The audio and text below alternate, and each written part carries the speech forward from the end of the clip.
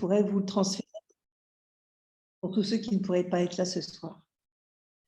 Donc, peut-être une première question pour entrer dans cette dynamique de soirée. Alors, le format, c'est 1h30, avec évidemment des interactions avec les gens qui nous écoutent à leur rythme.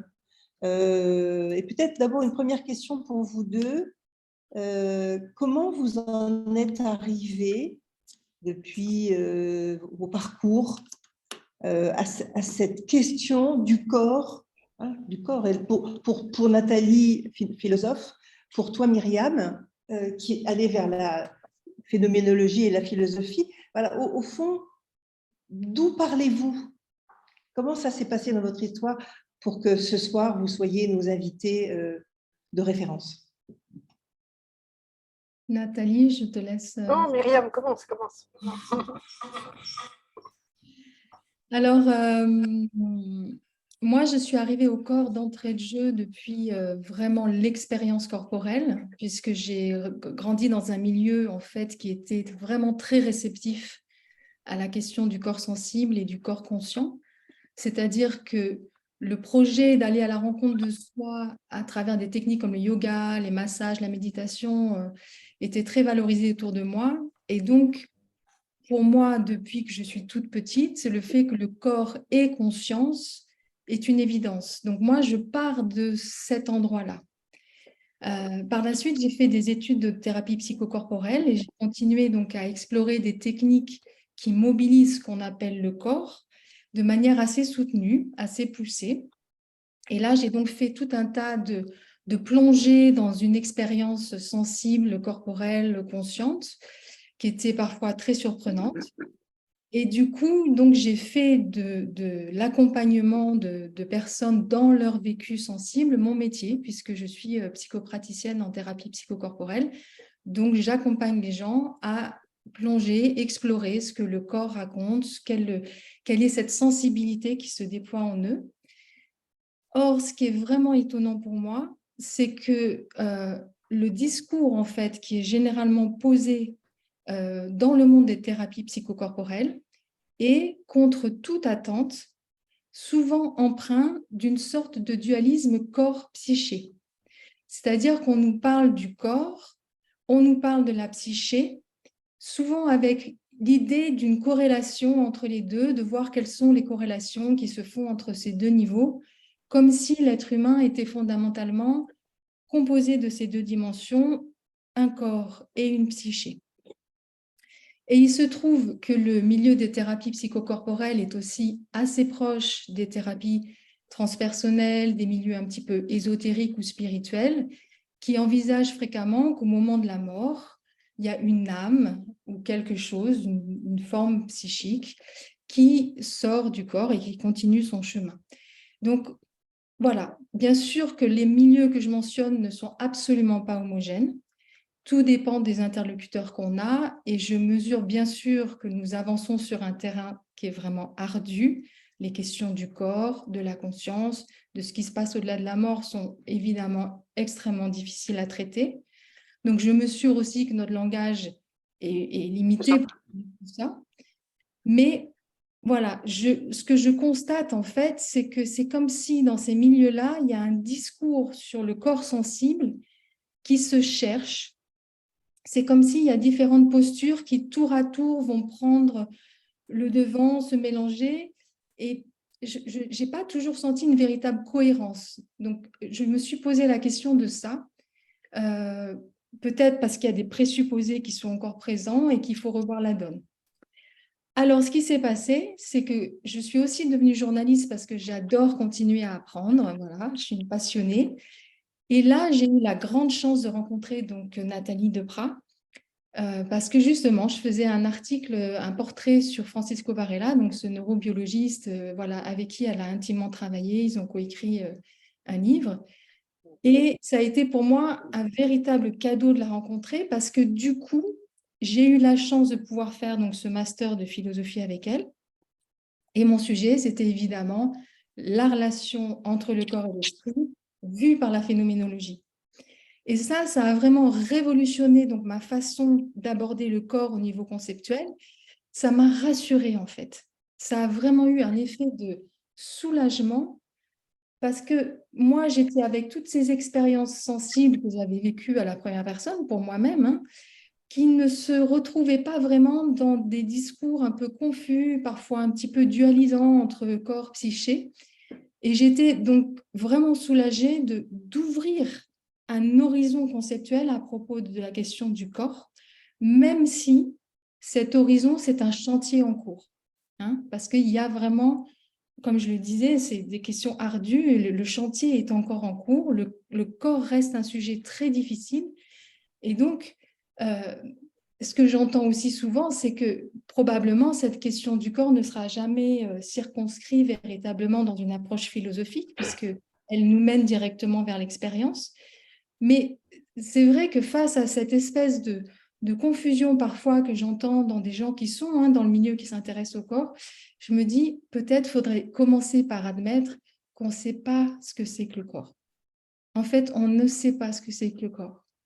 Parce que ce que je peux partager, en tout cas, et là c'est un témoignage qui ne regarde que moi, mais c'est que quand je plonge dans l'expérience sensible, il me semble que la question du corps, telle qu'elle est décrite classiquement, ne se pose plus dans le sens où le corps disparaît en quelque sorte. C'est-à-dire que quand on est dans l'expérience sensible, il n'y a plus de corps, il n'y a plus d'esprit. On est vraiment dans un déploiement d'une sensibilité, un déploiement d'une multitude de ressentis et de vécus qu'il est difficile de qualifier selon une grille de lecture corporelle ou psychique classique. Donc, en fait, quand on plonge dans l'expérience, ces grilles de lecture-là ne sont peut-être plus adaptées. Et donc, moi, je pense qu'il faut vraiment radicalement revoir la donne en ce qui concerne l'idée que nous avons un corps, tel qu'il est conçu classiquement. Et la pédagogue que je suis, donc à travers mes écrits, mes enseignements, a fait de la nécessité donc de révolutionner notre vision du corps son cheval de bataille. Donc, c'est un peu mon truc, quoi. C'est un peu mon dada, on va dire. Et donc, moi, il me semble qu'il faut davantage penser qu'il y a une multiplicité d'êtres qui émanent d'une présence fondamentale. Mais je précise que je m'estime encore en chemin, que je travaille cette question et que, en tout cas, je mesure combien cette question est très complexe, mais en même temps très enrichissante, et elle nous mène vraiment aux frontières, en fait. C'est Ancionas, le philosophe Ancionas, qui dit que le corps vient questionner tous les systèmes philosophiques en un point ou un autre. Donc, il est le critère d'une nouvelle ère philosophique. Donc, rien que ça. Hein. Donc, on est vraiment avec un sujet qui est très difficile. Donc, j'ai vraiment eu énormément de gratitude pour Nathalie Deprat, pour cette rencontre qui m'a rassurée dans mon vécu et qui m'a permis d'ouvrir un horizon, même si, comme je le disais, cet horizon est encore un chantier qui est en train d'être travaillé. Voilà, pour dire d'où je viens et ce qui se passe pour moi. Passionnant et tout, déjà plein de questions. Merci Myriam. Nathalie. Oui, alors merci beaucoup. Merci beaucoup Myriam. Je suis ravie de redécouvrir et de voir redérouler tout ton parcours. C'est vrai que c'est en synthèse comme ça, c'est assez impressionnant. Et puis je te remercie des paroles que tu as prononcées me concernant. Ça me fait très plaisir. Enfin, je me rappelle très bien de notre première rencontre, effectivement, et de toutes les rencontres suivantes. Aux différents moments de ton parcours, que ce soit à Rouen, mais ensuite après aussi.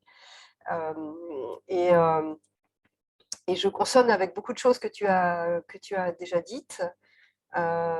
Simplement comme ça, déjà en termes d'écho, par rapport à deux points notamment, ce que tu disais faisait écho pour moi à deux paroles, disons, de philosophes, situés à des moments différents de l'histoire d'ailleurs.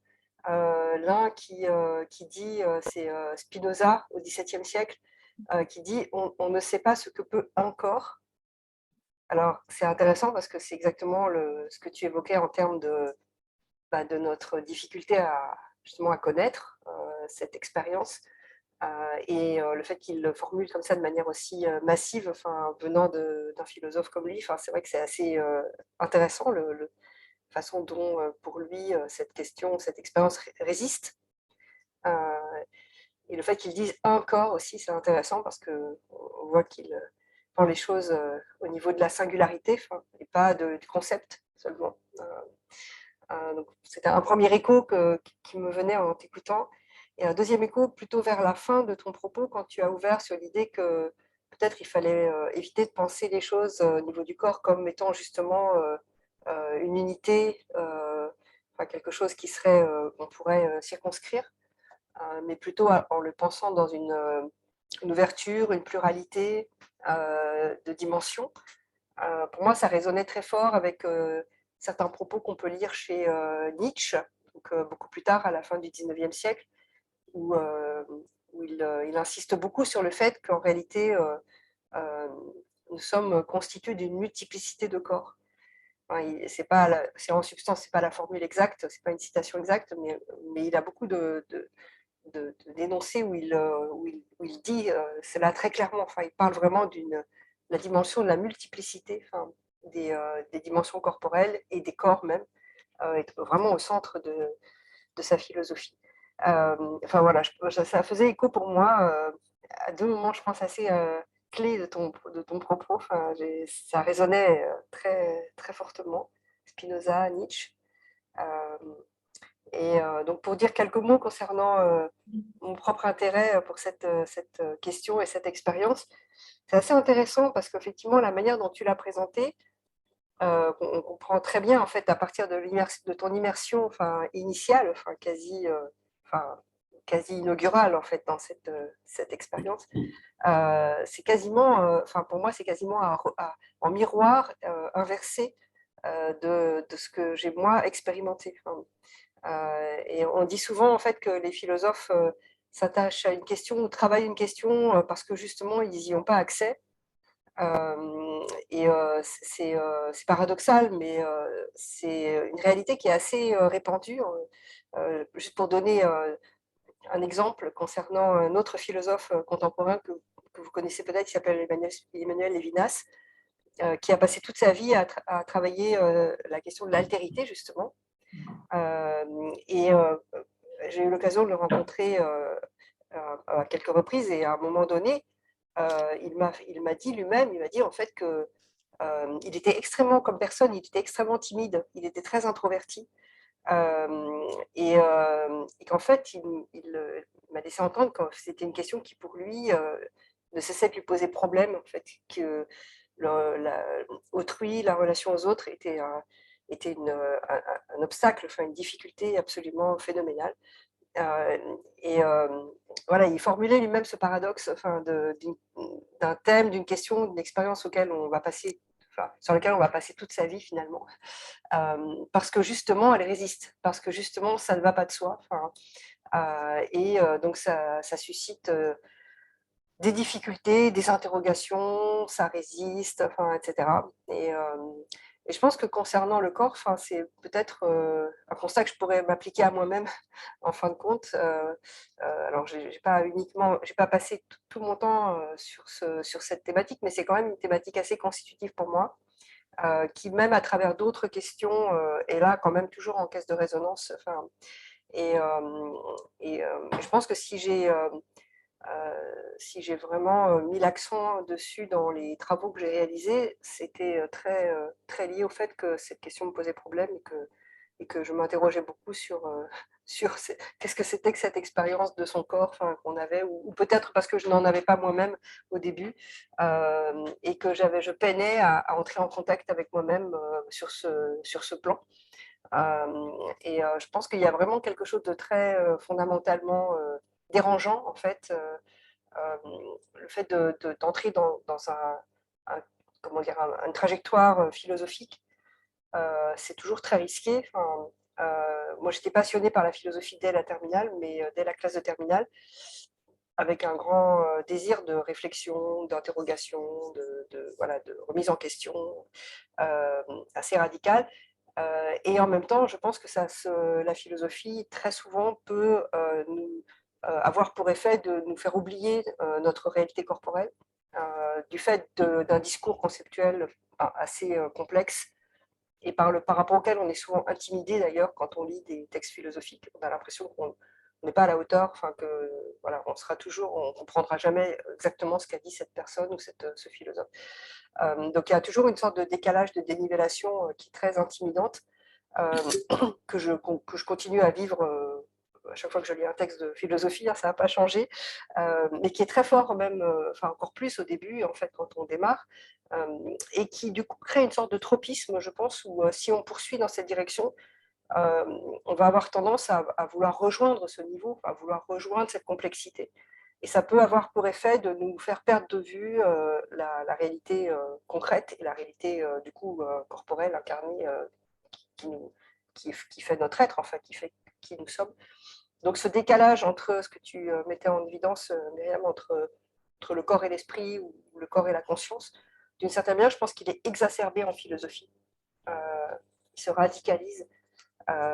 Et je pense que c'est de l'expérience que j'ai faite au fur et à mesure quand j'ai avancé dans cette discipline, dans ce travail, de me rendre compte que, voilà, que je perdais de vue, ou que je n'avais peut-être jamais vraiment été en contact, enfin, connecté à qui j'étais, enfin, corporellement. Donc cette prise de conscience, elle est arrivée à plusieurs moments des avancées que j'ai faites, enfin, mais avec, je pense, tout un processus où à la fois j'en avais conscience, il y avait des moments où j'en ai eu conscience, puis des moments où j'oubliais, ou même où j'avais des formes de déni par rapport à ça, je pense aussi. Des amnésies même, et où je repartais dans des perspectives très conceptualisantes.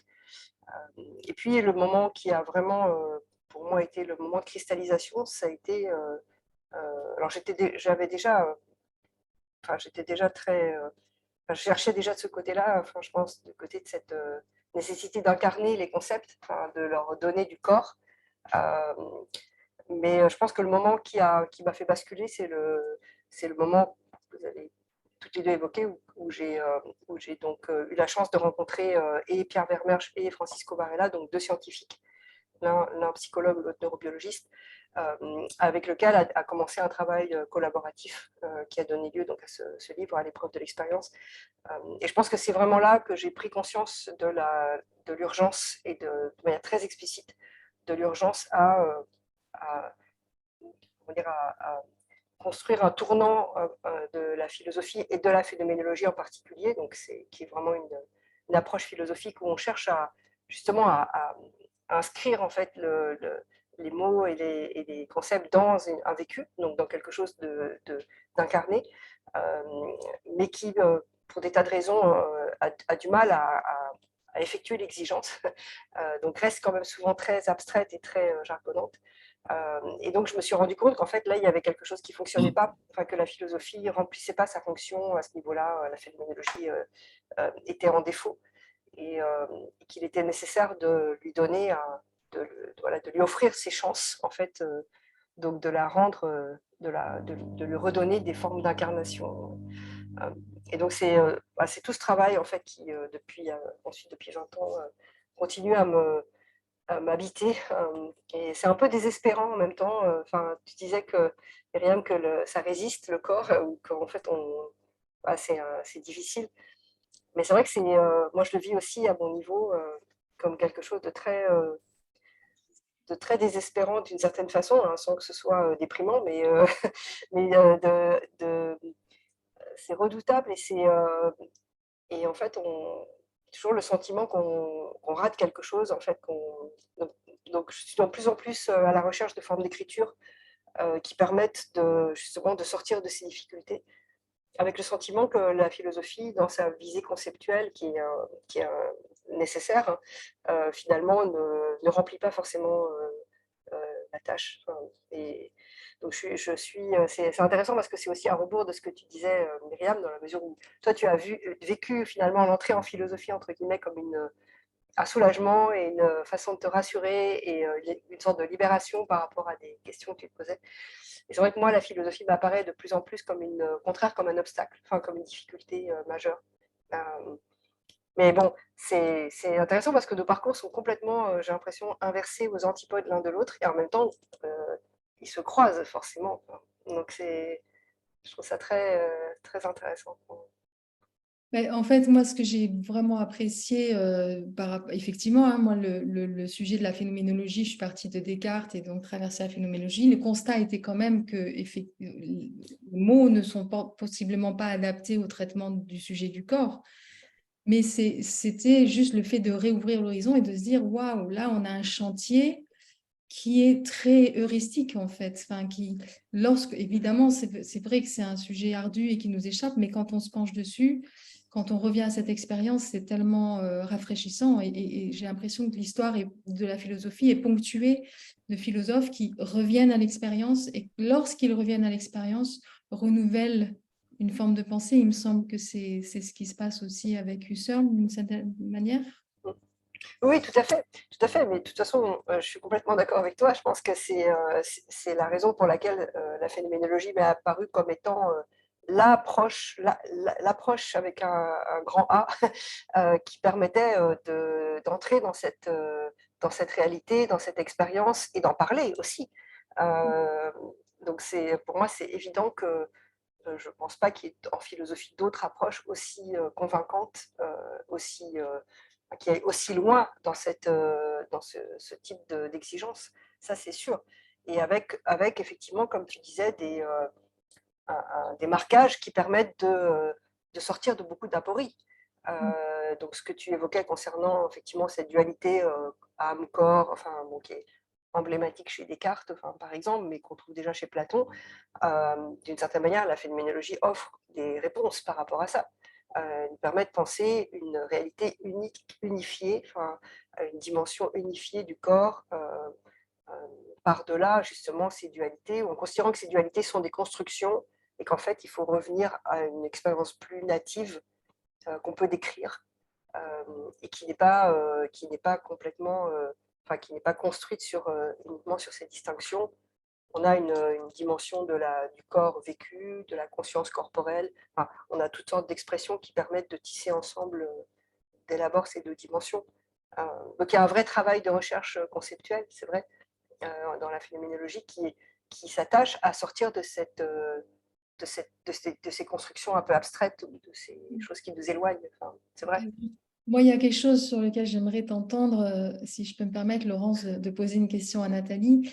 C'est que quand même, Francisco Varela était un grand méditant. Il a fondé le Mind and Life Institute avec le Dalai Lama. Et donc, il y a quand même aussi toute cette dimension expérientielle qui est amenée par tous ces gens qui finalement baignent aussi dans un bain d'une autre forme de recherche qui est expérientielle cette fois-ci. Et donc là, ces ponts sont aussi très, très intéressants. Est-ce que tu peux nous en dire deux mots?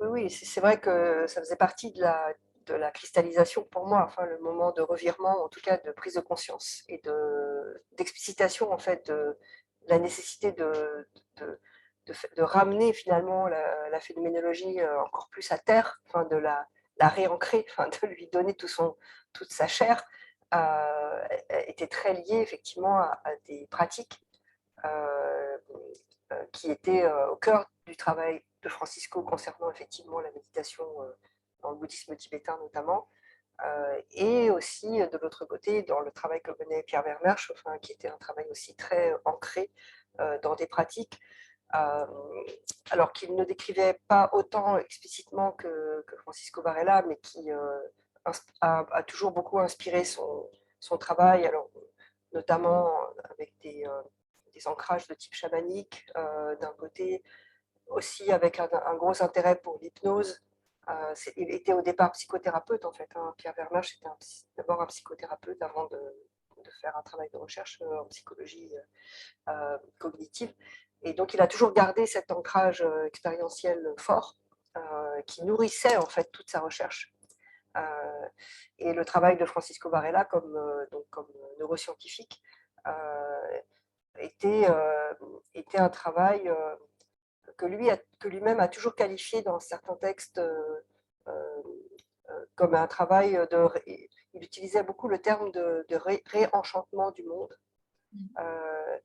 Et en fait, pour lui, c'était décisif en fait de ne pas séparer son travail de scientifique de ce qu'il vivait au quotidien. Il a des très belles formules dans un texte qui va être publié bientôt d'ailleurs dans un volume, je fais un peu de pub, un volume issu d'un colloque Francisco Varela qui a eu lieu à Cerisy là, en août dernier, qui va être publié, enfin qu'on va publier bientôt là, à l'automne.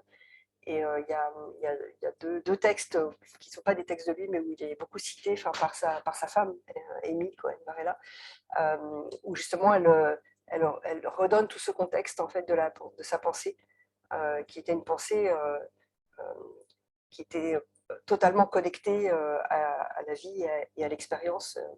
Donc en fait, sa découverte du bouddhisme aux États-Unis, au départ, dans les années 80, c'est une découverte qui répond en fait à un besoin profond de connexion à la vie, de la pensée, et de connexion entre la vie et la pensée. Donc c'est le bouddhisme qui a finalement l'a trouvé d'une certaine façon, mais je pense qu'il avait un désir fondamental, ça aurait pu être autre chose que le bouddhisme peut-être, mais il avait un désir fondamental d'allier justement, pour reprendre l'intitulé de notre webinaire, d'allier la vie et la pensée, le corps et l'esprit. Et pour lui, c'est deux réalités qui étaient totalement indissociables. C'est pour ça que la phénoménologie a été pour lui aussi, philosophiquement, la seule voie adaptée à ce qu'il cherchait. Alors, Laurence, j'ai une première question. Je ne sais pas si… Vas-y. Alors, c'est Yann qui demande « Que dit la question de la continuité corps-esprit à propos d'une éventuelle continuité matière-transcendance ?» Que dit la question? C'est dans le chat?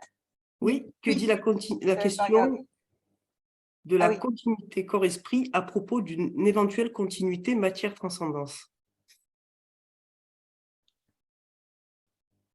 Je ne sais pas si tu veux répondre. Sur ce genre de questions, je préfère te laisser la main. Moi, tu pourras aussi compléter parce que je suis sûre que tu as plein de choses à dire. Alors, je pense qu'il y a une forme d'analogie de toute façon déjà dans cette formulation, dans votre formulation, Yann, puisque c'est vrai qu'on peut rapporter le corps à la matière et l'esprit à une forme de transcendance. Donc, ça fait assez sens en réalité de faire le lien, donc de proposer cette analogie. Et on pourrait même, en tout cas d'un point de vue philosophique, on pourrait formuler l'analogie avec une distinction qui ne serait pas posée comme ça, mais qui serait plutôt matière-esprit d'un côté, corps-transcendance de l'autre. C'est-à-dire qu'en fait, on a des philosophes qui ont à la fois, qui ont plutôt distingué la matière et l'esprit. Donc dans l'histoire de la philosophie, beaucoup de philosophes qui ont travaillé sur cette distinction ou cette opposition, ce qui a donné lieu à des courants comme d'un côté le matérialisme, de l'autre côté le spiritualisme. Donc c'est issu vraiment de cette distinction matière-esprit. Donc là, il y a vraiment un chantier dans toute l'histoire de la philosophie, c'est assez central. Le matérialisme, Karl Marx, les idéalistes au XIXe siècle, comme chez Hegel, Schelling, et beaucoup d'autres. Et c'est des positions philosophiques, donc d'une certaine manière, on va dire ça, c'est un positionnement qu'on a nommé métaphysique, parce qu'on va dire, non, en fait, ce qui est premier, c'est la matière, ce qui est premier, c'est l'esprit. Et on construit tout un système à partir de là, en le déroulant, avec toutes les démonstrations qui s'imposent. Donc le couple, disons, qu'on attend en fait en philosophie, ça va plutôt être le couple, dans l'histoire en tout cas, le couple matière-esprit. Et c'est vrai, quand on dit corps-esprit, finalement, on est déjà un peu orienté dans une autre direction, puisqu'en fait, on s'oriente vers un type de philosophie qui va mettre justement la conscience ou le sujet au centre. C'est-à-dire qu'il va considérer que cette relation, cette continuité, même cette nécessité à penser ensemble le corps et l'esprit, elle est liée au fait que nous sommes, nous, en tant qu'êtres humains, en tant qu'êtres vivants, plus largement, nous avons finalement en nous ces deux dimensions qui ne sont pas opposées, mais qui sont des modalités différentes de de notre être, et donc qui se manifeste plus ou moins selon les modes d'expérience, selon les types de relations au réel.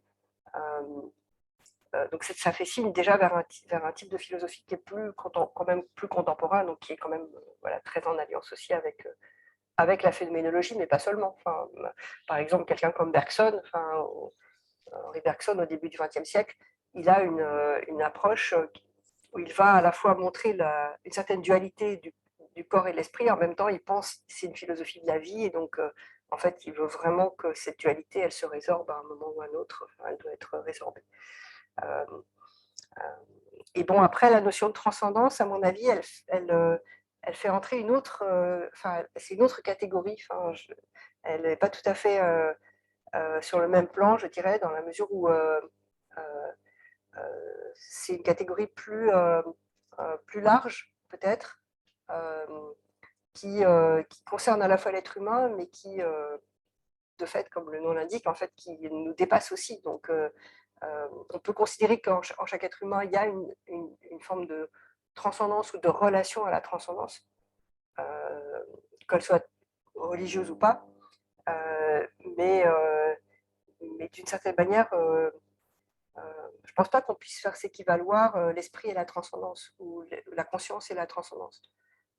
La transcendance, c'est quelque chose qui est beaucoup plus large, enfin, qui nous dépasse tous, et même si on est des êtres conscients, ou si on est conscient d'avoir un esprit et d'être capable de réfléchir, et donc de symboliser aussi, donc de ne pas être seulement attaché à une réalité factuelle, mais d'être capable le langage, enfin, de nous permettre l'imagination. Même si on a toutes ces facultés, ce n'est pas pour autant qu'on va être connecté à une dimension transcendante. Je pense que, je pense chacun d'entre nous ou chacune d'entre nous, on peut faire le constat en nous-mêmes, en réalité, de se demander si j'ai une faculté d'imagination, de symbolisation, donc je suis, ma conscience me donne des tas de ressources, enfin, pour ne pas rester rivé à la réalité factuelle et immédiate. Mais pour autant, est-ce que je cultive un lien avec une dimension transcendante? C'est pas sûr. C'est vrai de certaines personnes, mais pas tout le monde, je pense. J'ai une question à cet endroit-là, Nathalie. Est-ce que, au travers de l'éprouvé, tout à l'heure vous parliez de réenchantement du monde, est-ce que, au travers de l'éprouvé, on n'a pas peut-être une modalité pour s'approcher de cette transcendance? Alors oui, c'est paradoxal, parce que le fait de l'éprouver, c'est éprouver. C'est une expérience qui nous connecte à nous-mêmes profondément. C'est une expérience de connexion très forte, dont Myriam peut parler beaucoup mieux que moi, en fin de compte, puisque c'est son pain quotidien, je pense. Donc, cultiver cette connexion, s'y entraîner, la réassurer, c'est quelque chose qui ne va pas de soi, mais qui se travaille, de fait.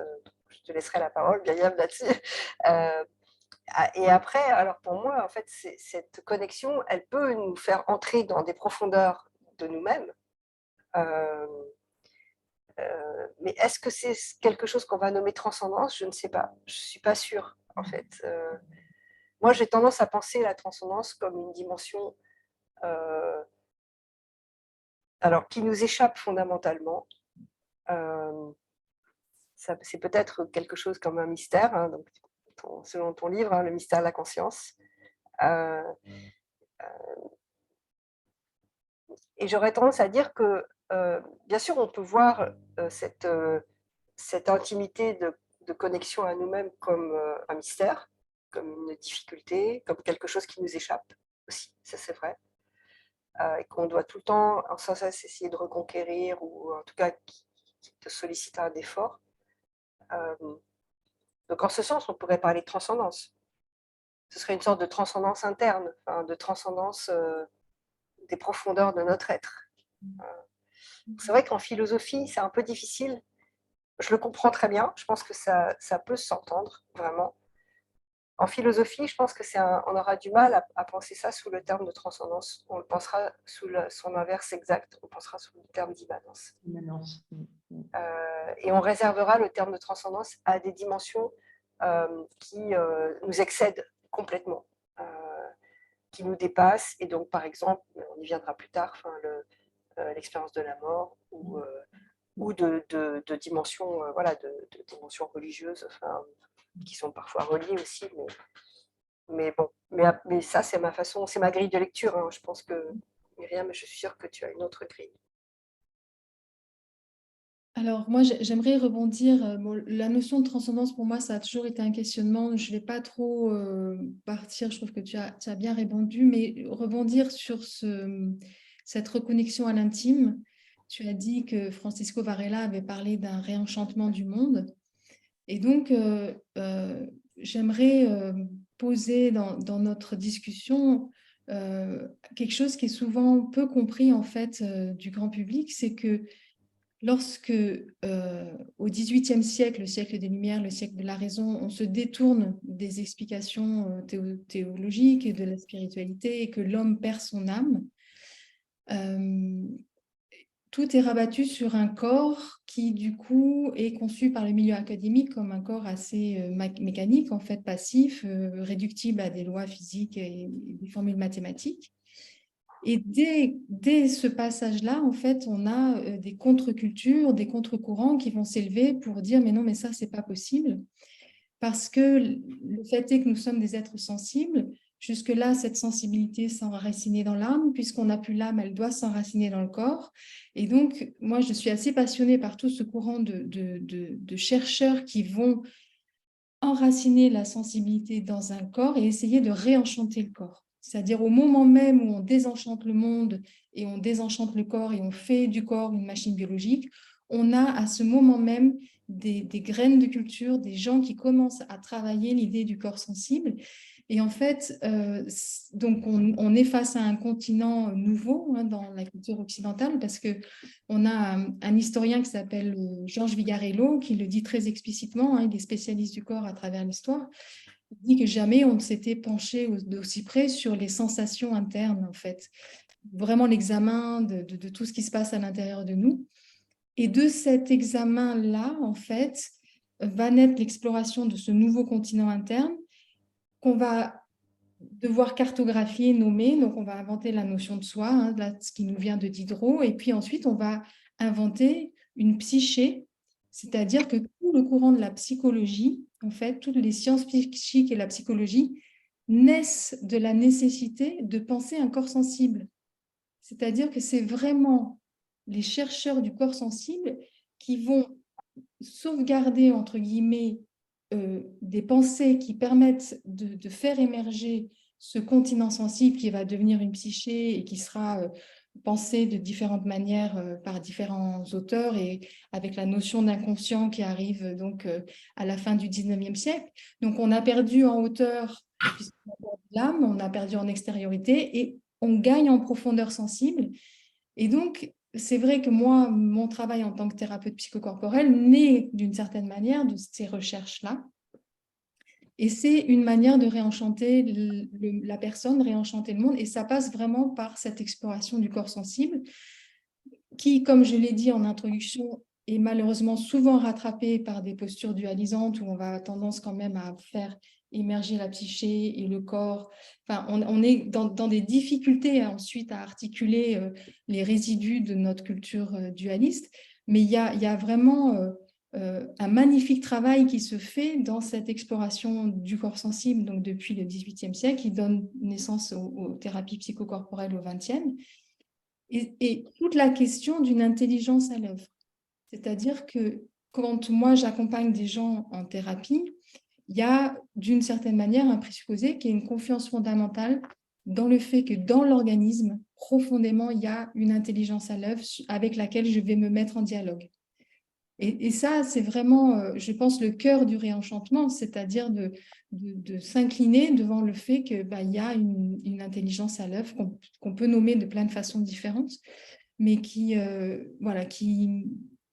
nous sort d'une vision d'un monde passif, d'un monde qui ne serait que force d'inertie ou à mécanique.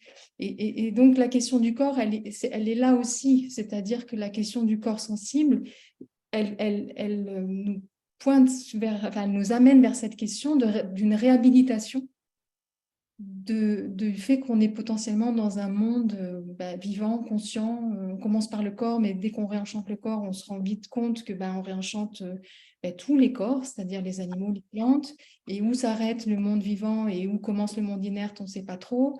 Et donc, quelque part, le travail avec le corps sensible réenchante le monde, je trouve. Voilà, j'avais envie de rebondir là-dessus, j'avais envie de partager ça. Très beau rebond et c'est vrai que vos deux approches sont en train de nous élargir les perspectives. Alors, je vois le temps tourner peut-être.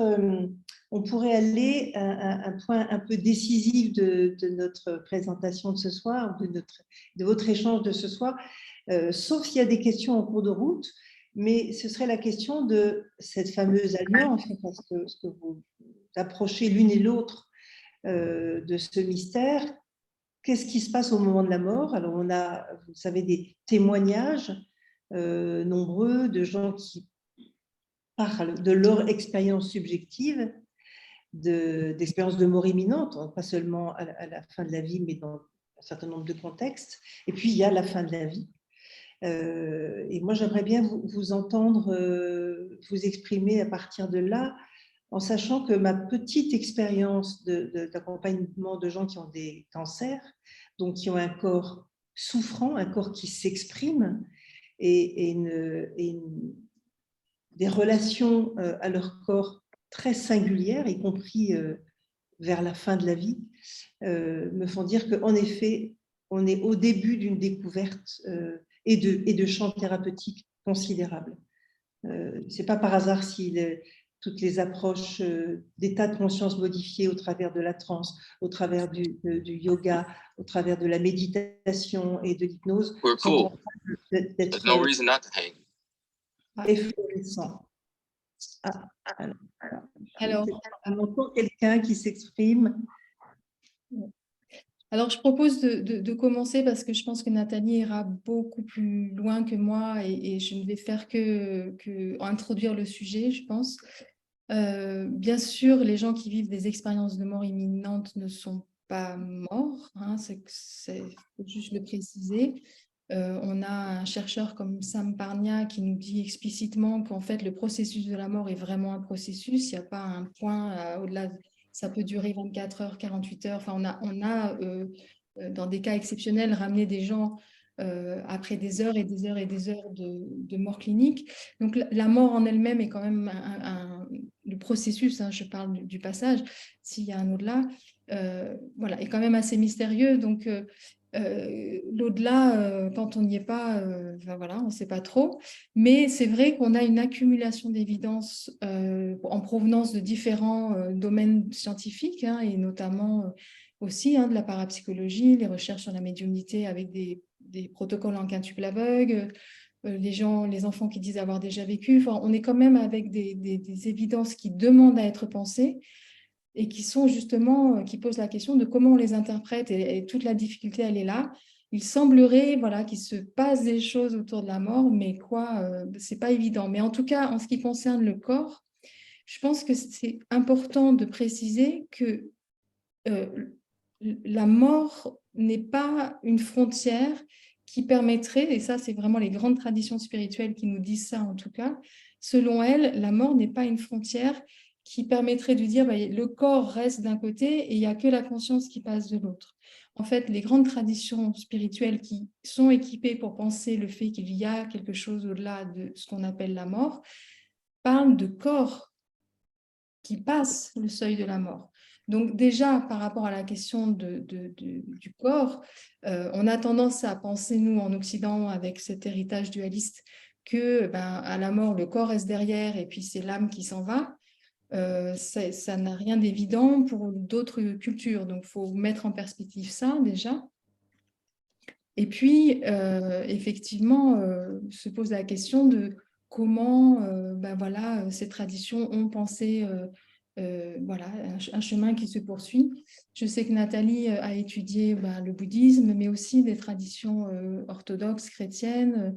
Voilà, donc je ne sais pas, Nathalie, si tu veux prendre la main, mais voilà, je voulais juste dissocier cette idée que la mort serait une limite et que le corps resterait derrière, que ça serait juste l'âme qui passe. Non, les corps passent aussi. Oui, non, mais tu as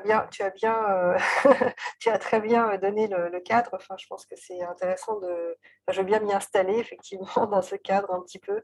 Je pense que la distinction que tu as indiquée au départ concernant sur le terme même de mort et l'expérience même de la mort à travers ce que tu évoquais en termes de passage ou de processus euh, c'est extrêmement important. D'un point de vue, voilà, d'un point de vue philosophique, on dispose d'une distinction qui est extrêmement éclairante de ce point de vue-là dans la philosophie de Martin Heidegger, qui est vraiment un penseur voilà, qui a fait de l'expérience de la mort un de ses points topiques dans Être et temps, en 1927. Et il distingue très clairement ce qu'il appelle, ce qu'on traduit de l'allemand sous le mot décès, et ce qu'on va traduire d'une autre manière comme sous le terme mourir. Donc en fait, il déplie le mot mort en deux. Et ce qui est le décès, c'est en allemand, c'est Tod, tout simplement, alors que mourir, c'est sterben, donc ça décrit bien le processus de mourir. C'est un processus, et il distingue les deux justement pour indiquer qu'en réalité, le terme de décès est un terme qui est extrêmement abstrait, qui ne rend pas compte finalement de ce qui se passe au moment de la mort, puisqu'on a simplement, avec le mot décès, en fait en français c'est très intéressant aussi parce que c'est vraiment l'idée de coupure qui apparaît, et donc quelque chose voilà, qui est où il y a une séparation en fait. Et pour ce philosophe, ça ne rend pas compte du tout de l'expérience de la mort, que lui décrit très, de manière très élargie, d'une certaine manière. Donc, ça va tout à fait dans le sens de ce que tu disais, Myriam. Parce qu'en fait, lui, il la décrit vraiment comme une expérience, quand il parle du mourir, en fait, il insiste sur le fait que le sujet, donc celui qu'il appelle l'existant, en fait, est, est caractérisé par son mourir. C'est-à-dire, en réalité, c'est chaque moment, chaque instant de notre vie qui est un mourir. Alors, ça ne revient pas à banaliser pour autant le moment que nous, on appelle la mort, bien sûr, et qui, de fait, est un moment, un passage définitif. Enfin, c'est rare qu'on en revienne. Enfin, donc, il ne banalise pas pour autant ce moment radical, d'une certaine façon, qui, de fait, comme tu disais, arrive on n'y est jamais quand ça arrive, et quand on n'y est pas, c'est que ça n'est pas encore là. Enfin, donc de toute façon, c'est ce que disaient les épicuriens, en fait, que la mort est une expérience impossible. Qu'on ne peut être présent qu'à la mort d'autrui. Enfin, bon, donc ça reste tout à fait vrai. Mais simplement, ce sur quoi il insiste, c'est sur le fait que, en réalité, notre expérience de la mort, c'est une expérience du mourir continu. Enfin, ce qui nous est donné d'approcher de ce qu'est la mort, c'est une expérience du mourir continu. C'est-à-dire qu'on est en permanence, à chaque instant, dans ce type de relation à nous-mêmes, qui est une relation où on s'échappe à soi-même, où on est dans une expérience qu'on peut ensuite décliner dans différents types d'autres expériences de perte, par exemple, soit la perte de quelqu'un d'aimé, soit la perte de capacité corporelle, justement, au fur et à mesure, quand on commence à vieillir. Donc on peut le décliner empiriquement de différentes façons, avec différents types d'expériences, mais lui, il le ressaisit ontologiquement de manière fondamentale comme étant ce qui nous caractérise, nous, comme êtres humains. Cette conscience qu'on a du mourir. Et donc, je trouve que c'est assez... c'est très en résonance avec ce que tu as formulé. Hein. Et de ce point de vue-là, il me semble, pour aller en transition vers ce que tu évoquais aussi, et tendais une petite perche, je pense que c'est tout à fait en résonance avec ce que certaines de ces traditions spirituelles que tu évoquais indiquent, dans la mesure où elles ont construit, disons, une un scénario. Elles ont construit un scénario pour les humains, enfin, pour les êtres humains, un scénario du passage qui inclut le corps. C'est vrai, qui inclut le corps. C'est très différent, par exemple, de ce qu'on trouve dans les théories, par exemple, anciennes, enfin, chez Platon, quand il parle de la métampsychose, hein, donc la transmigration des âmes, où là, de fait, le corps reste sur le carreau, si je puis dire, et puis c'est l'âme qui s'élève. Enfin, chez Platon, c'est très fort. Enfin, c'est vraiment c'est sa façon de penser les choses. Enfin, mais c'est vrai que dans les traditions aussi bien bouddhistes que chrétiennes, enfin, c'est les seules que je connais un peu plus près, il n'est jamais question de cela, en fait. Les scénarios qui nous sont racontés, et on peut le vivre comme des histoires, hein, c'est des narrations. Enfin, et c'est intéressant de le prendre comme ça parce que si on le prend comme ça désamorce complètement le fait que voilà, c'est des religions, j'y crois pas. Enfin, au fond, l'enjeu n'est pas là. Enfin, l'enjeu, c'est qu'est-ce que ça nous apprend sur nous. Est-ce que ça nous permet, nous, de nous comprendre mieux, d'avancer mieux par rapport à des questions complexes ou pas.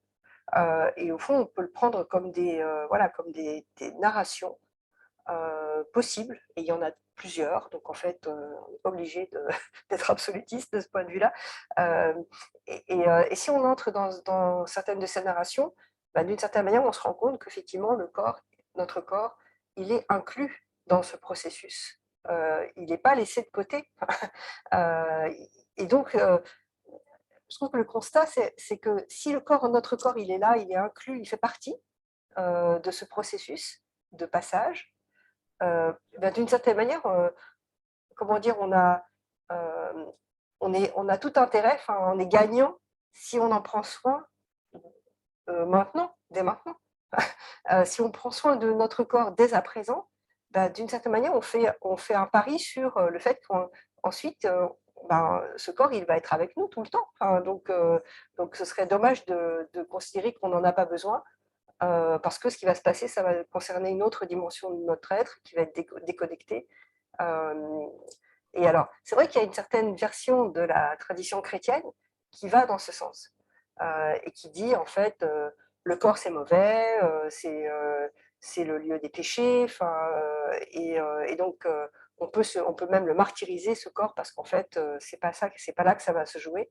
Donc il y a certaines versions de la tradition chrétienne qui vont dans ce sens, mais bon, moi je suis plutôt proche d'une tradition, comme tu disais, qui est orthodoxe, où le corps est vraiment considéré comme étant le socle. Et puis de toute façon, il y a aussi comment dire, le scénario de la résurrection.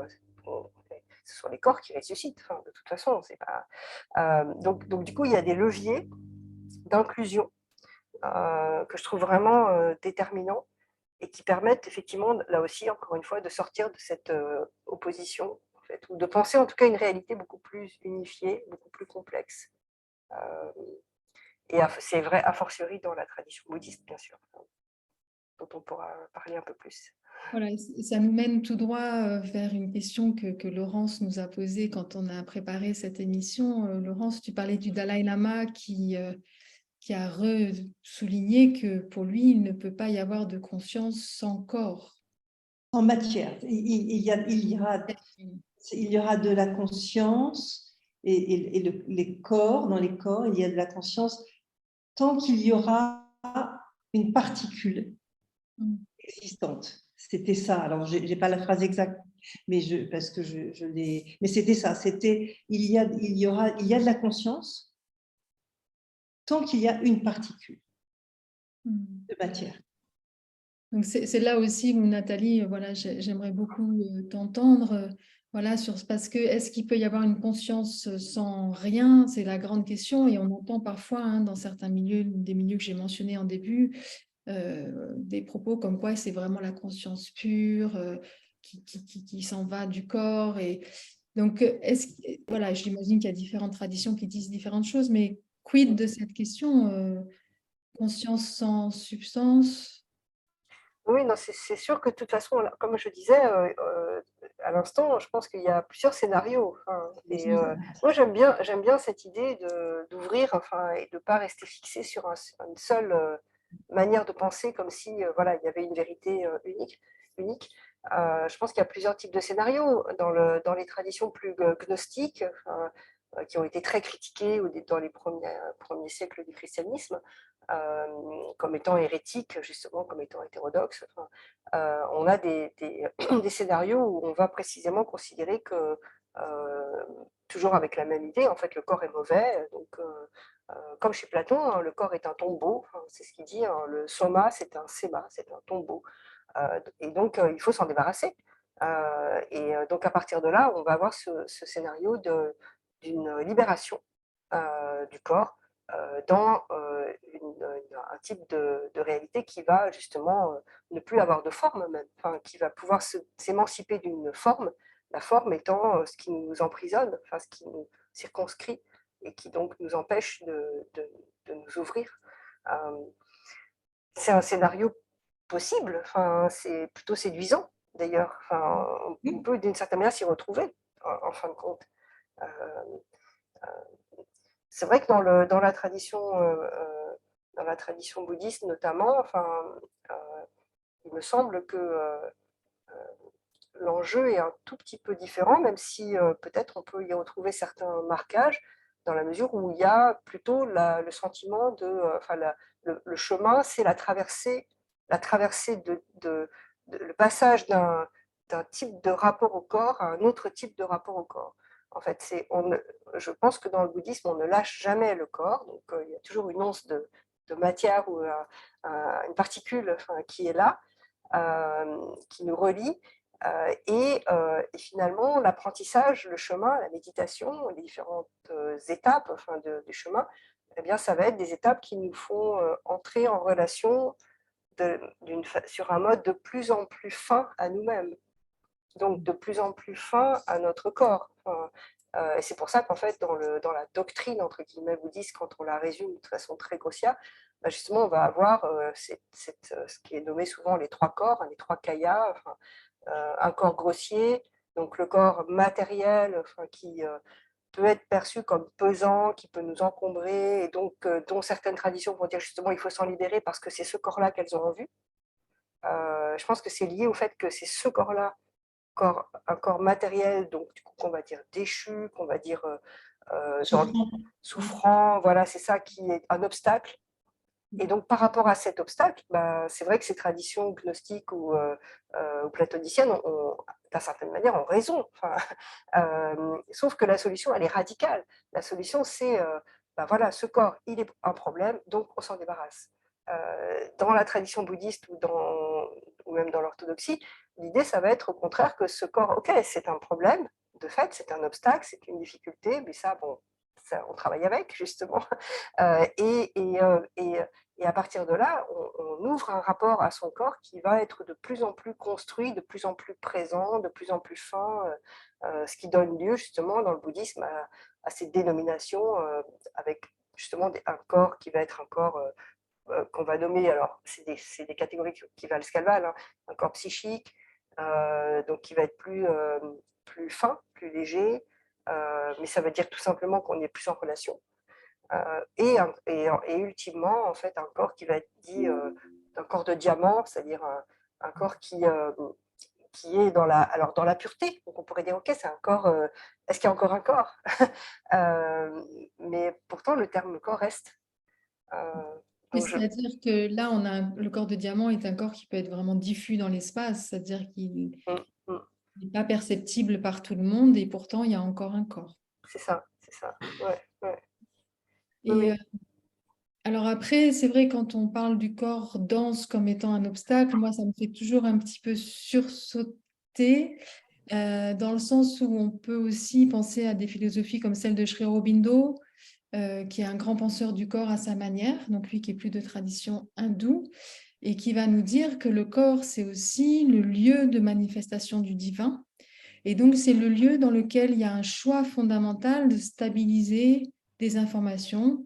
Et donc, oui, c'est sûr qu'il est localisé dans l'espace-temps limité, dense, mais c'est aussi le lieu d'un choix ultime, c'est-à-dire de qu'est-ce que je veux manifester là, maintenant, dans le monde, dans cet espace-temps.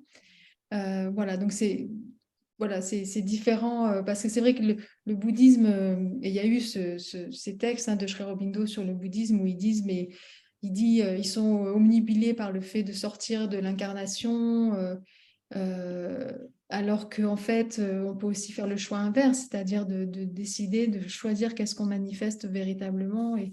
Et voilà, après, on s'aperçoit que finalement, les deux ne s'opposent pas tant que ça, en fait.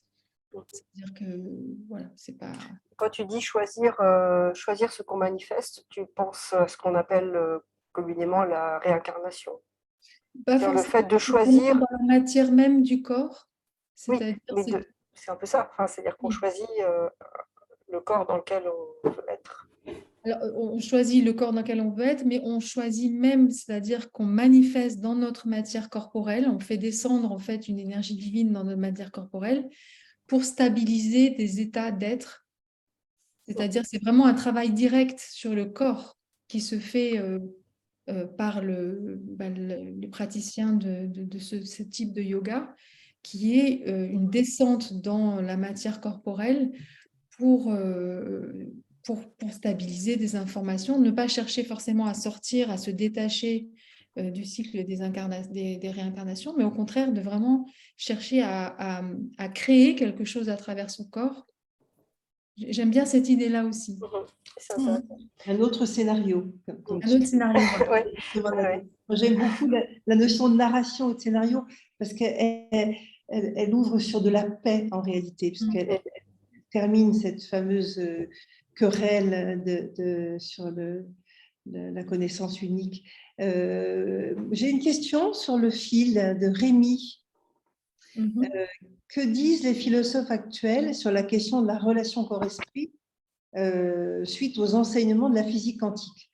C'est vrai que la question de la physique quantique, enfin, cette arrivée-là dans le domaine des sciences et à la limite de la physique et de la métaphysique. Hein. En tout cas, ça fait fantasmer, ça nous fait penser, ça nous fait imaginer. Qu'est-ce que vous avez envie d'en dire? Là aussi, je pense que je peux introduire la question et que Nathalie ira sûrement beaucoup plus loin que moi. Donc la physique quantique, c'est vrai que c'est radical. Hein, ça, je veux dire, on a des citations de Bohr, d'Einstein qui nous disent ceux qui comprennent, ceux qui pensent que la physique quantique n'est pas une hérésie, n'ont rien compris à la physique quantique tellement c'était révolutionnaire. Et ce que ça fait notamment, c'est que ça explose justement le principe même de matière.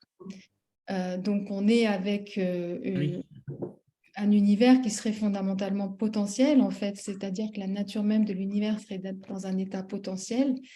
Et certaines interprétations de la physique quantique, mais toutes les écoles ne sont pas d'accord là-dessus, mais certaines interprétations disent que c'est l'observateur qui, en observant voilà, cette espèce de fluctuation de potentiel, avec voilà, ce qui est rempli d'informations. Hein. Quand on parle du vide quantique, il n'est pas vide, il serait plein de cette information potentielle.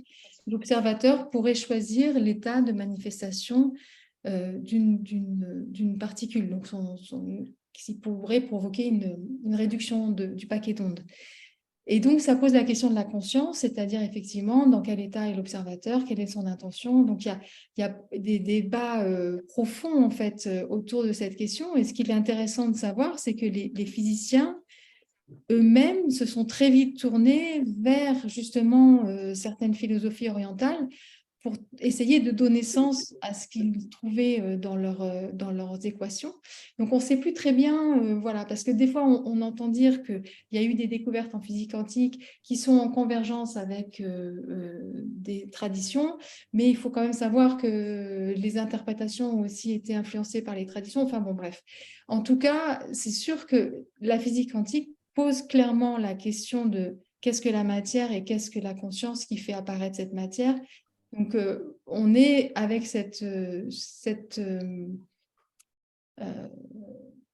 j'ai envie de dire, une posture qui est assez, qui nous sort radicalement justement d'une tendance dualiste qu'on peut avoir dans notre culture, puisque d'entrée de jeu, la conscience fait apparaître le manifesté. Voilà, je répondrai comme ça, mais j'ai conscience que j'avance sur un terrain. Donc, Nathalie, je ne sais pas si tu veux compléter. Alors moi, d'emblée, c'est pas du tout mon champ de spécialisation, donc je pourrais pas véritablement donner des réponses précises sur ce point. Je pense que je peux vous renvoyer d'emblée, comme aurait pu le faire Myriam, aux travaux de Michel Bitbol. Je pense que c'est vraiment la personne qui pourrait vous répondre de manière très circonstanciée, soit dans ses propres livres, enfin, j'ai pas les titres de ses livres, il y en a un qui s'appelle «L'origine de la conscience», justement, je crois, et beaucoup d'autres. Donc, c'est vraiment la personne qu'il faut aller lire pour avoir des informations là-dessus. Puisque lui-même est vraiment spécialiste en physique quantique. Il a travaillé au départ sur Erwin Schrödinger, et il s'est de plus en plus intéressé justement à tous ces débats sur le statut de la conscience. Donc, il a fait ce passage en fait de la physique quantique au débat concernant la conscience et les sciences cognitives, etc. Donc, je pense que c'est vraiment la personne qui est au centre qui pourrait le mieux vous répondre. Ce que je pourrais juste ajouter, mais sur un plan un tout petit peu décalé peut-être, et qui nous concerne peut-être nous plus directement, enfin en tout cas, qu'est-ce que nous on peut faire de cela, enfin, parce que les enseignements de la physique quantique, on peut s'y former et on peut les apprendre, enfin, mais la question c'est comment est-ce que nous on en fait quelque chose et en quoi est-ce que ça résonne pour nous par rapport à cette réalité que tu mentionnais, Myriam, comme étant, quand je parlais du corps comme obstacle, comme tu sais, tu as mentionné justement à ce moment-là Sri Aurobindo et je suis d'accord avec toi. Mais en même temps, c'est aussi comment dire, une réalité à laquelle on est en permanence confronté. Le fait de vivre son corps comme un poids ou comme quelque chose qui nous gêne. Enfin, je pense que c'est quelque chose qu'on vit souvent, plus ou moins consciemment. Et même en faisant un travail avec ça, ça reste une réalité forte du quotidien. Et c'est parfois la seule réalité d'ailleurs du quotidien, au point qu'on va parfois justement assez facilement l'oublier parce que précisément il est trop compliqué. Alors on a des expériences emblématiques de cela, et je pense que notamment les femmes en ont beaucoup plus que les hommes. En tout cas, ils sont plus sensibles, enfin, dans la conscience qu'on peut avoir d'un corps qui est très voilà, qui change de nature en fonction des cycles, enfin, qui peut être très gênant, très pesant au moment de la période des règles, qui, lorsqu'on est enceinte, quand on tombe enceinte, qui devient une réalité extrêmement perturbante et complexe.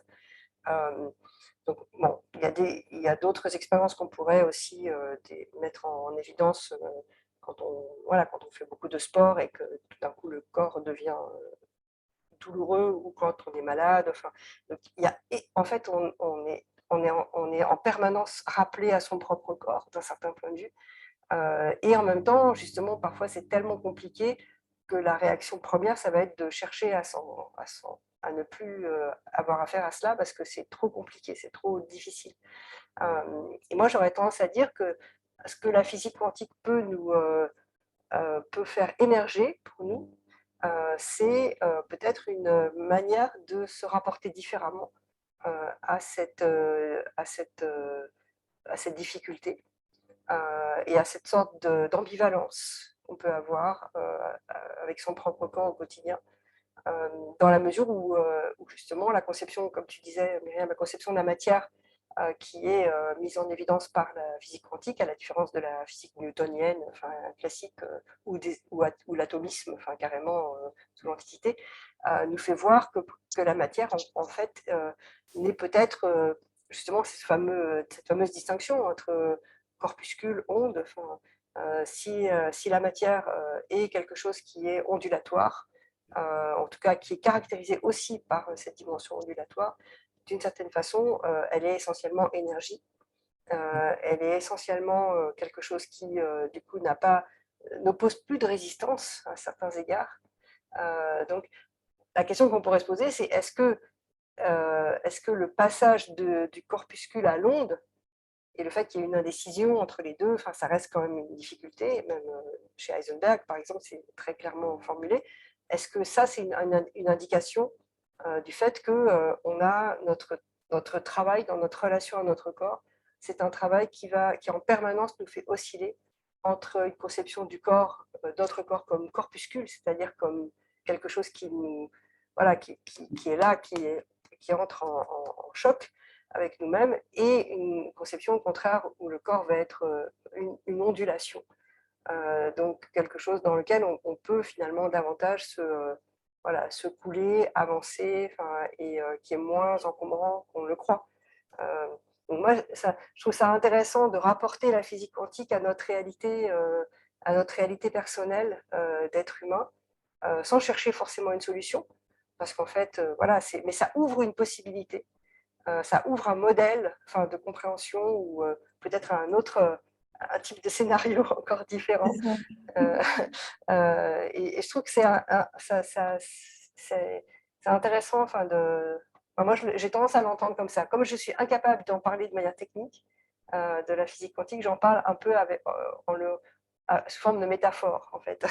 Je reprends les métaphores et puis j'essaye de les habiter et de voir en quoi ça me parle, qu'est-ce que ça dit en moi, de ce que je vis dans mon corps. De l'incarner, donc de l'incarner philosophiquement. De l'incarner peut-être, de l'incarner, oui, c'est ça, tout à fait. Alors, je me fais un peu contrepoids. Alors, c'est vrai, hein, j'entends bien les limites du corps. Évidemment, quand on a couru et qu'on est fatigué, on tombe, le corps, il a ses limites, c'est sûr. Et j'entends le côté obstacle, mais c'est comme si j'ai envie de faire valoir aussi, en tant que thérapeute psychocorporel, combien, quand on est vraiment dans ce ressenti de cette densité et de ces obstacles, c'est-à-dire que quand on accompagne des personnes, on les accompagne dans les endroits qui sont douloureux, qui sont justement des obstacles, des endroits qui sont figés. En fait, quand on arrive à introduire de la présence en fait, dans ces endroits-là, c'est quand même incroyable de voir toute cette vie qui est encapsulée là. Donc, comment en fait cette densité, ces douleurs, alors bien sûr, je ne fais absolument pas, je ne sais plus comment on dit, mais je ne soutiens pas qu'il faut, voilà. Oui, mais, je ne soutiens pas qu'il faut être dans la douleur, mais quand même, quand on ose aller dans cet aspect plus obstacle du corps et d'aller vraiment oser sentir ces endroits-là, il y a énormément de sensations de se récupérer et de retrouver des pans de notre vie, tous des pans d'histoire en fait qui viennent se révéler, hein. Le corps commence à nous parler, il nous raconte des histoires quand on l'écoute. Et donc, il y a aussi, moi j'ai aussi beaucoup d'affection pour cet aspect qui peut être vécu comme un obstacle, cet aspect du corps qui est vécu comme un obstacle et qui en est un, je suis d'accord avec ça. Mais il y a vraiment, quand on va rencontrer cet endroit-là, je suis toujours tellement touchée en fait de ce qui se passe dans ces endroits-là que j'ai encore du mal quand même à mettre le mot obstacle dessus. Je sens que j'ai une petite résistance à l'intérieur. Rajoute opportunité à obstacle et fais l'alliance des deux. Voilà, c'est tellement beau en fait, puis l'intelligence qui est à l'œuvre dans ces endroits-là, on est tous un peu des héros et des héroïnes qui avons fait au mieux avec ce qui nous a été donné à vivre. Et notre corps est d'une intelligence sidérante, hein, quand on l'écoute. Hein, c'est vraiment, waouh, vraiment étonnant. Je voudrais rajouter un témoignage d'une patiente qui était descendue dans une douleur extrême et qui, au cœur de la douleur, dans cette descente-là, avait trouvé un événement traumatique de la petite enfance qui s'était révélé à elle alors qu'elle n'y pensait plus depuis la nuit des temps. Et avec cette information, donc ça fait un peu le lien avec ce qu'on disait juste avant sur la matière informationnelle, avec cette information, la douleur a disparu durablement. Mais ça, c'est mon quotidien. Dans sa matérialité, parce que c'était un épanchement de synovie et l'épanchement a disparu. Donc, voilà, tu es là dans le cœur de tu œuvres au cœur de ce mystère-là, hein, de Voilà, cette alchimie-là. avec différents degrés, bien sûr, hein, je veux dire, il y a tout un process, et puis mais c'est vrai que c'est incroyable à vivre, quoi, d'accompagner les gens dans ces espaces-là, c'est vraiment, puis de l'avoir vécu moi-même. Voilà. Et effectivement, là, il y a, comme tu le disais, plein d'informations qui sont révélées par le corps. Le corps nous parle, il nous raconte des histoires. On se retrouve dans des situations d'enfance, on a les odeurs, les goûts, enfin, c'est toute la question des remontées de mémoire. Et c'est aussi toute la question du traitement des traumas. Hein. Il y a beaucoup d'experts du trauma qui nous disent que voilà, le corps est tellement précieux quand on doit travailler avec le trauma. C'est une telle ressource parce que justement, il nous emmène à son rythme et avec beaucoup d'intelligence dans une régulation de mémoire qui, si on les aborde trop directement par le biais analytique, retraumatise la personne. Et la microphénoménologie, après, comme il ne me reste plus que 10 minutes, je vais donner la parole peut-être à quelques personnes de la salle, mais la microphénoménologie, elle amène à découvrir, au sens où la mère se retire, on découvre des choses, à découvrir tout un univers comme ça de sensations, de mémoires sensorielles qui étaient encapsulées dans l'expérience. Là, on a une experte, Ouais, une formatrice. ouais. Non, je ne veux pas en parler trop, mais c'est vrai que, en t'écoutant, Myriam, c'est vrai que je me disais qu'au fond, c'est intéressant de,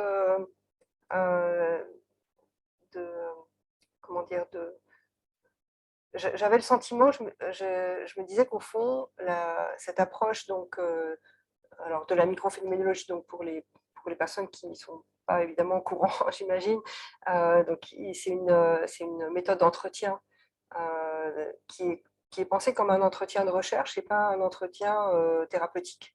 Donc on n'est pas sur le terrain de la thérapie, on est sur un terrain qui est celui de la recherche, alors fondé par Pierre Vermersch, donc avec un ancrage au départ en psychologie et donc autour des questions de l'introspection, donc comment on peut observer soi-même un certain nombre de vécus et évidemment des vécus qui sont dont les modalités sensorielles sont très, très mises en évidence. Donc c'est un outil de recherche, c'est un outil d'exploration, c'est recherche en un sens très large, parce que Pierre Vermersch a toujours favorisé une recherche très exploratoire, très ouverte. Enfin, il n'était jamais dans une recherche résultat, enfin, au sens très rentable et utilitariste du terme, comme souvent les scientifiques. Mais évidemment, ça débouche sur aussi un travail de recherche qui peut être scientifique, enfin, qui peut être inscrit académiquement.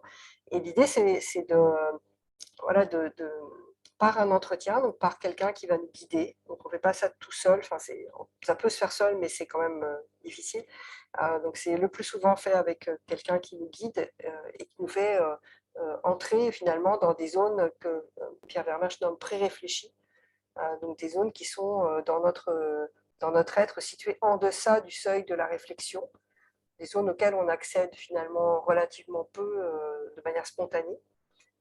Et donc, le fait que quelqu'un nous guide dans ces zones, c'est vrai que c'est très aidant parce que ça nous permet voilà, de circuler et justement d'être dans une découverte finalement de dimensions,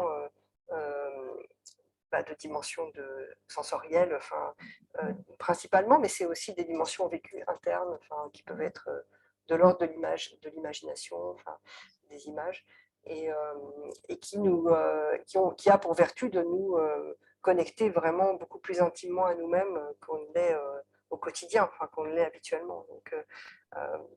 Donc c'est très en résonance avec des pratiques thérapeutiques. En fait, comme je disais, Pierre Vermersch était psychothérapeute au départ. Donc en fait, voilà, tout se relie, hein, bien sûr. Mais l'objectif est différent, puisque l'objectif n'est pas les personnes qui font ces formations ou qui apprennent ensuite à mener des entretiens ne sont pas des personnes qui s'engagent dans des thérapies. En fait, ce n'est pas le même genre de périmètre, ce n'est pas identifié de la même manière.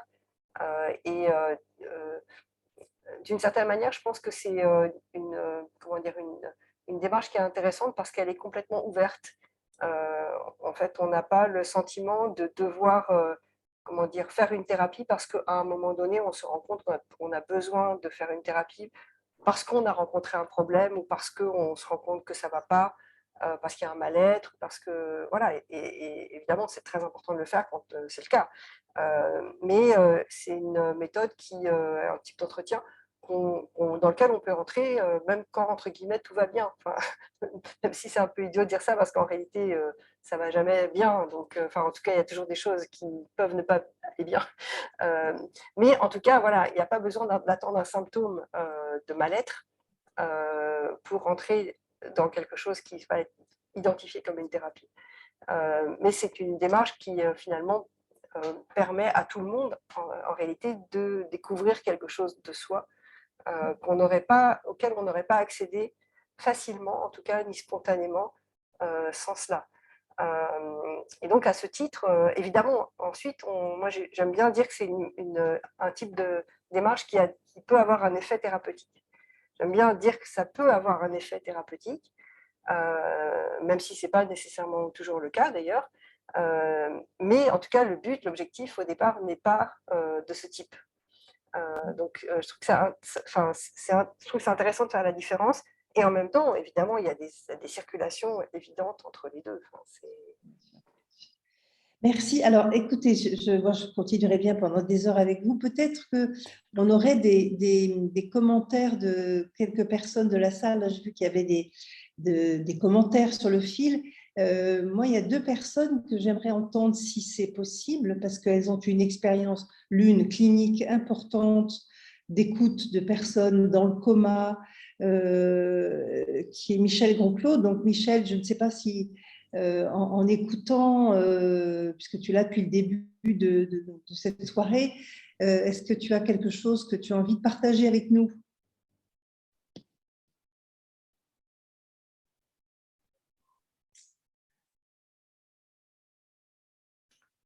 Alors, elle est là, elle est là, elle est là, elle est là. Pendant que peut-être elle se connecte si elle le souhaite. Est-ce que il y a des personnes Oui, qui ou ont sinon, envie? Laurence, il y a Catherine qui parlait de corps-esprit, François Cheng qui vit une double culture européenne, dont judéo-chrétienne et chinoise. Taoïste ajoute l'âme. Et puis à côté, il y a Florence qui dit que suite aux propos précédents, ce qui serait incarné, ce serait la conscience. Donc je suppose que Myriam pourrait y répondre. Alors, c'est une question qui est délicate parce que la conscience, c'est quand même un mot qui est très utile dans le langage courant, mais c'est aussi un mot fourre-tout, donc on ne sait pas très bien de quoi on parle. Parce que donc, c'est vrai que moi, par exemple, je pense que vous l'avez compris, ma posture est de penser que tout est conscience, en fait, à un niveau. Et donc, je ne sais pas ce qui vient s'incarner. Je ne suis pas sûre de bien comprendre cette question-là, en fait. Ce qui serait incarné, la conscience. Voilà, je ne suis pas sûre de bien comprendre, en fait, la question. Donc, je ne voudrais pas trop m'aventurer sur une réponse qui serait potentiellement maladroite. Oui. Je voudrais juste en profiter pour mentionner, on a parlé de mémoire, des remontées de mémoire, et on peut penser forcément à la Madeleine de Proust. Il y a un livre qui vient de sortir de Bertrand Meheust, qui est un sociologue que moi j'aime énormément. C'est un spécialiste de la métapsychique, et il vient de sortir un livre qui s'appelle Proust voyant, où il explore à travers Proust justement toutes ces recherches qui ont été faites sur les états de magnétisme animal, d'hypnose, d'exploration justement des profondeurs de la psyché, des profondeurs sensibles, pour aller voir qu'est-ce qu'on peut récupérer avec toutes ces approches qu'on a mentionnées. Et c'est ce qui est vraiment super, c'est que justement ces approches, comme disait Nathalie très justement, ne sont pas forcément thérapeutiques, hein. Ça peut être vraiment des approches exploratoires qui peuvent avoir des effets thérapeutiques, tout comme des fois, je le précise, les thérapies n'ont pas d'effet thérapeutique, hein, on fait ce qu'on peut. Elles ont d'autres effets ou pas, mais voilà, il n'y a pas de systématisme entre la méthode et les effets.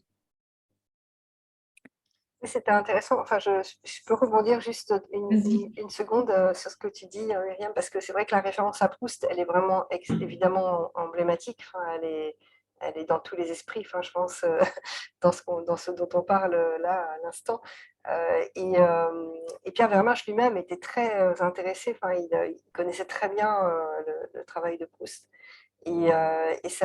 C'était intéressant parce il le prenait à la fois comme ancrage et en même temps en montrant en réalité comment Proust avait découvert par lui-même de manière spontanée finalement ce rapport à cette dimension pré-réfléchie ou très sensible finalement de notre être à travers ses expériences qu'il transcrit et comment en fait lui, Pierre Vermache s'était simplement contenté de construire un outil pour nous permettre d'expérimenter ce type de relation à nous-mêmes en le provoquant par un entretien.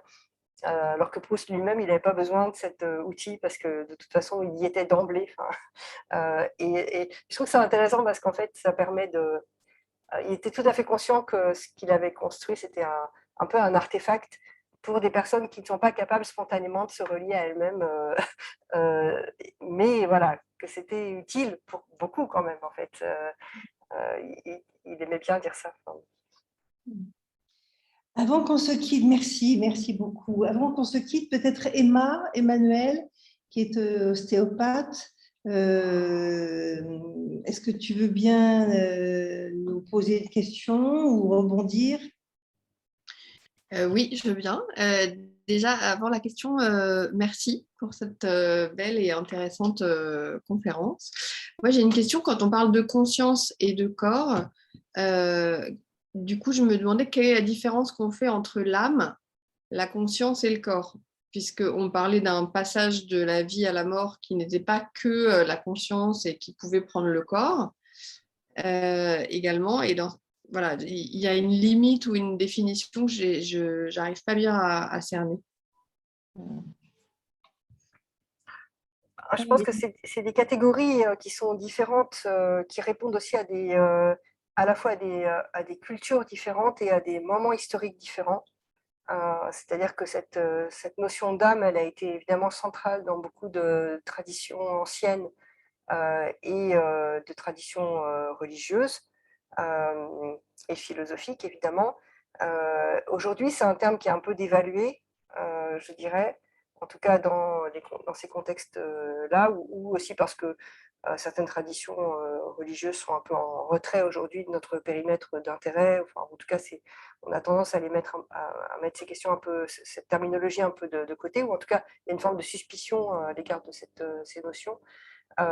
Et le terme de conscience, de ce point de vue-là, il est devenu omniprésent et central dans nos interrogations, parce que précisément, il permet peut-être de contourner cette distinction dont on a montré en fait toutes les difficultés dans lesquelles ça nous fait entrer. Donc le terme de conscience, d'une certaine façon, même s'il est très complexe et très, comme disait Myriam, difficile à cerner, en même temps, justement, il a été, par d'autres traditions, par exemple dans l'hindouisme, mais aussi dans des traditions plus récentes en psychologie, il a été remis au devant de la scène parce qu'on y a vu une dimension plus graduelle. Plutôt que de voir deux entités qui ont du mal à être en relation, l'âme et le corps, en tout cas à partir d'un paradigme cartésien ou post-cartésien, c'est vrai que c'est quand même des substances, quoi. Enfin, donc en fait, on se demande comment on va ensuite pouvoir les mettre en relation. La conscience nous offre quelque chose de plus dynamique avec des stades, enfin, ou des niveaux. Et donc, même la théorie de Freud, enfin, est une théorie qui fait ressortir de manière plus topique des différents états. Donc, l'inconscient, le préconscient, le conscient. Bon, là, chez Freud, c'est 3, c'est pas énorme, mais c'est déjà mieux que 2, je dirais. Et ensuite, dans des traditions plus anciennes, notamment dans l'hindouisme, enfin, ou dans le taoïsme, on a vraiment des niveaux de conscience, donc avec une sorte de granularité des états très très fins et très différenciés. C'est beaucoup plus dynamique. Donc je trouve que le terme de conscience, il nous offre cette dynamique que ne nous offre pas l'âme, en tout cas dans la manière dont elle a été pensée dans certains contextes, dans beaucoup de contextes. Après, il y a d'autres contextes qui mettent en avant des formes de panpsychisme. Donc, on va parler d'âme universelle dans certaines philosophies ou d'autres formes de spiritualité. Et à ce moment-là, on sort complètement de ce périmètre très local, de l'âme par rapport au corps. Donc ça, c'est encore autre chose. Si je comprends bien, la conscience reprend à la fois la notion de corps et d'âme. C'est ça, c'est ça. Graduellement du corps à l'âme en passant par plein de niveaux différents. Tout à fait, je pense qu'on peut le penser comme ça et on peut même, du coup, ça permet de résorber même cette distinction âme-corps en réalité. La dualité. Ouais, je pense que c'est une vraie bonne idée, en tout cas, qui a été mise en avant par certains auteurs quand même assez récents. Ça offre plus de possibilités, en tout cas, ça offre un autre cadre de pensée. Ça ne règle pas tous les problèmes, mais bon, ça permet de penser autrement, en tout cas. Merci. Ça peut être les mots de la conclusion. Merci Emma de ta question, parce que là, on est vraiment sur cette question qui est restée en suspens et la question de l'âme, puisqu'elle est aussi investie poétiquement, donc dans sa dimension presque de transcendance. Et là, je trouve que tu as répondu merveilleusement bien dans une forme de continuum, avec évidemment encore du mystère, mais voilà, on n'est plus dans l'opposition, la dualité et la guerre. Très encourageant. Mesdames, vous avez été, je pense pour beaucoup d'entre nous inspirantes personnes. Je regarde souvent si les gens repartent, se lassent, repartent en cours de route et font de la consommation, un peu comme on peut faire sur les émissions de radio. Et ça a été très stable ce soir, et ça, on vous le doit. Merci à vous. Merci de nous avoir réenchanté des questions essentielles. Et bonne soirée à tout le monde, à tous ceux qui nous écoutent, et à Sonia et à vous deux. Ouais, un grand merci à toi, Laurence, d'avoir organisé ça. Et j'étais très honorée de pouvoir partager ce moment-là avec toi, Nathalie, vraiment. Écoute, c'est réciproque. Je pense que c'est très complémentaire et moi, j'étais aussi ravie. Merci beaucoup, Laurence et Sonia, aussi de votre présence, de votre invitation. Et merci à toutes et à tous d'avoir fait l'effort de rester 1h30 derrière un petit écran un soir. C'est pas forcément ce que... Soir d'été. Et il y a plein de merci qui arrivent sur le fil, Nathalie. Voilà. Super, merci beaucoup. Bonsoir.